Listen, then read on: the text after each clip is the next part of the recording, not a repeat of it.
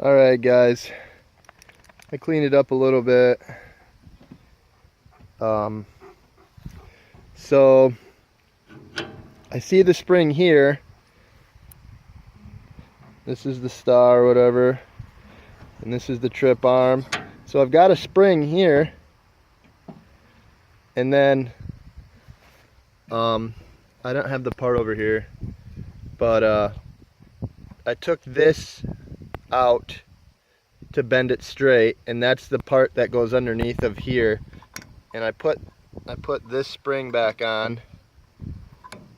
Oh, it looks like it just came off.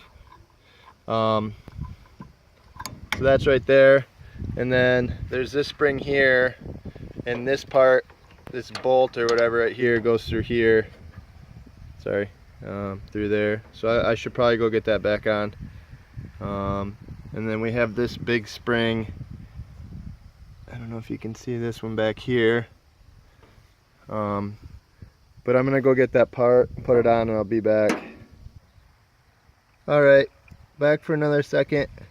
I've got it in there now, and as you can see, it's nice and straight now. Where it was bent, it was, I don't know which way it was, I think it was bent out like that way, and we bent it straight.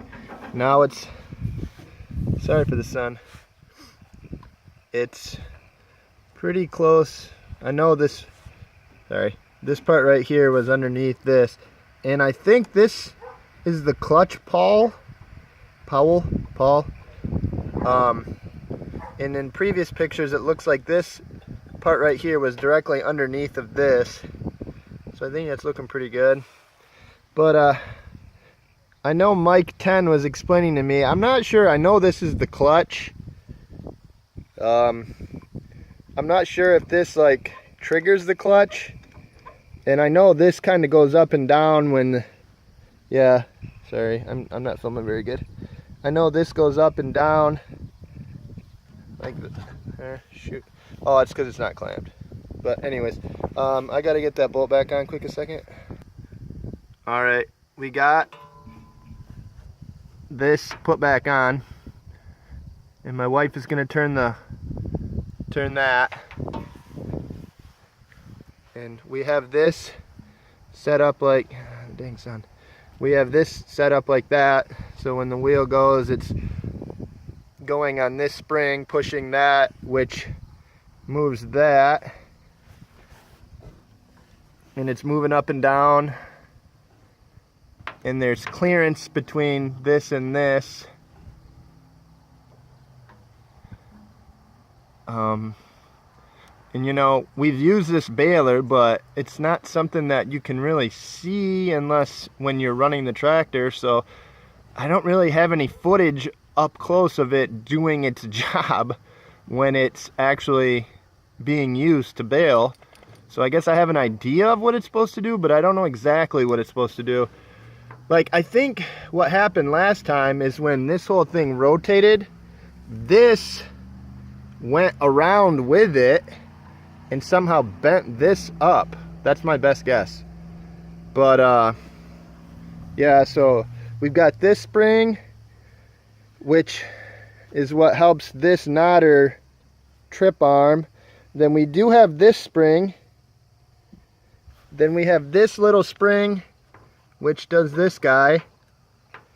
Then, I think I tried to show before, we have this big spring back here, kind of on the knotter frame, I think. And that's pretty dang brand new to last year. I don't see any other springs on it. And I don't think I've ever seen any other springs on it. I kind of got it cleaned up pretty good, and I greased it yesterday, so we should be in pretty good shape there. I guess the only other thing we could do is try to run a manual cycle, but I know we won't really damage anything, but we just got to keep an eye on it and make sure that we don't bend that up again, because I did that running a manual cycle. So I guess we'll do that, and then I'll be back in a second. All right, guys, we're doing the manual cycle. I can't really film while I'm turning the flywheel, but like I thought before, the knotters are tripping. Like it's all moving, and I can't remember if you see how this moved this way, and the spring and everything. It looks like it's gonna keep going around as everything turns that way. And I can't remember if that's just natural or if it's supposed to stay put. Because I guess I'll keep turning the flywheel and just make sure I don't bind anything up and damage it. But that's what I'm wondering. Like, is this all supposed to make a whole revolution with this whole oh, I'm drawing a blank.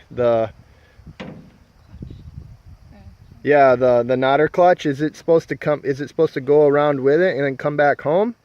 But I guess I'll keep turning the flywheel. That was up like that. Okay, all right, guys.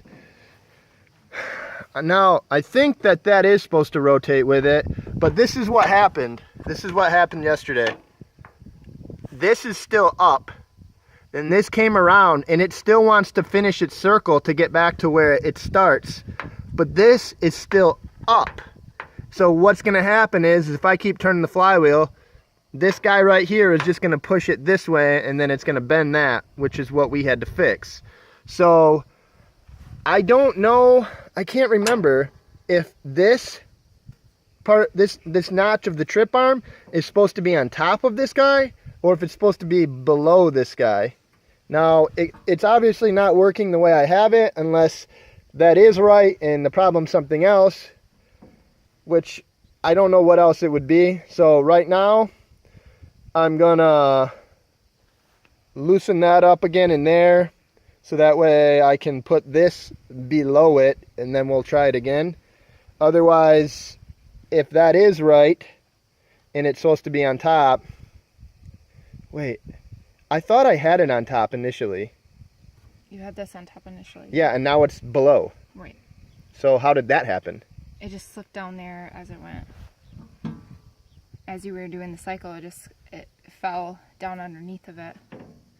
Okay, well, I don't think that's supposed to happen. All right, I'll be back. All right, guys. My wife here is watching, and we just tried to cycle it again, and I think we figured out what's happening. So this is supposed to be on top of this, and when we turn it and this goes up, this part I think comes up too high, and this falls off the edge, off this edge, because it's resting on top. And the trip bar here goes up too high and falls off the edge, and then it ends up below it. And then when this falls down, like this, it falls down, it makes this go up. And then when this guy comes around, it runs into it and then crunches it and bends it. Can we adjust this arm? Or is so I'm thinking that either, I don't know, it's been working with this spring. I don't know if it's the right spring or if it's just the spring that fit or if it's stretched out, but it looks like it's not keeping this down. When this goes up, it's letting it go too far up. It's not keeping enough down pressure to keep this on top of it. So I am probably going to get the right spring from the dealership, get a new spring, this spring, and then just for kicks, get a new this spring, because I don't know, it might be okay, but it looks like the end here is kind of uncoiling and stretching out. So I'm gonna get a new spring. That's only like $3. I'm not sure how much this spring is, but since it's a spring, I'm gonna assume that I can get my hands on one. But if that makes sense, or you have other ideas, please let me know. But I think it makes sense to me. So I'm going to leave the video at that. It's already 10 minutes long. But I hope you agree with what I think is going on. But if not, just let me know. Thanks, guys. Bye.